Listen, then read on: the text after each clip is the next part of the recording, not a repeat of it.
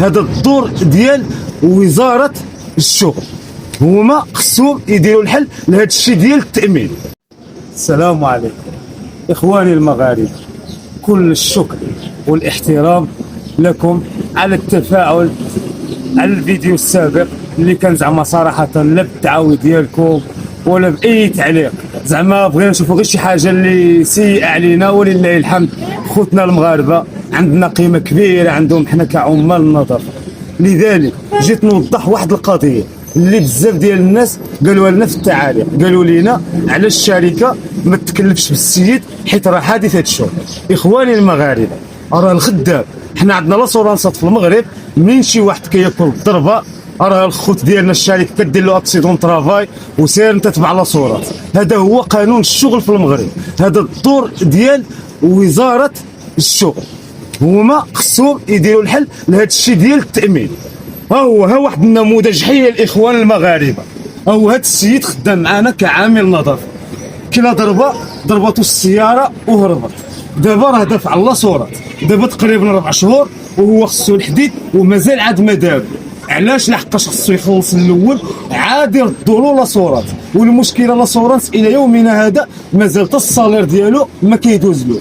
كيفاش اخوتي المغاربه غيكون هذا الشخص اللي رجلو مشخشخه ومضيعه فوقاش غيجي هاد لاصورات؟ يعني المشكل اللي عندنا ديال التامين الاخوان، خاص وزير الشغل هو يدخل في هذا الشيء هذا باش يديروا حل التامينات، يشوفوا كي غادي يديروا. راه الشركه كدير لك اكسيدون ترافاي، ايوا سير انت، هذا هو القانون، ما غاديش نقدروا حنا نغيروه الا غيروه المسؤولين او النقابيين الكبار. لذلك الله يرحم لكم الوالدين اخوتي المغاربه، هذا هو المشكل اللي عندنا. حنا راه ما كنتسولوا حد، ما كنديروا حد، حنا كنوصلوا الرساله ديالنا باسم جميع عمال النظافه في المغرب اللي كيتعرضوا لحوادث الشغل. ولذلك الاخوان، وغنخلي لكم الاخ حامد عامل النظافه اللي 4 شهور هو مرمي في الدار، ما مسول فيه حتى واحد، ما عاقل عليه حتى واحد. قول الكلمه ديالك السي حامد وقول شنو خصك. ايوا الحاله ديالي اخوتي المغاربه ها هي الحاله ديالي كتشوفوا فيها، والله المستعان، والله يجيب الشفاء للجميع.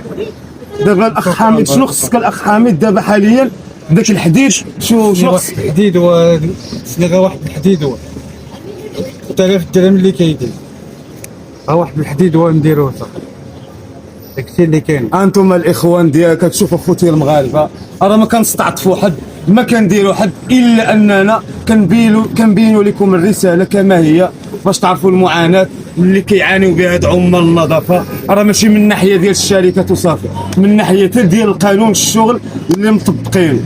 وتحياتي اخوتي المغاربه، الله يرحم الوالدين اللي ما قدرش يدير شي حاجه مع هذا السيد هذا، على الاقل يتفاعل مع المنشور ويبارطاجي وشي تعليق بشي دعوه ديال الخير.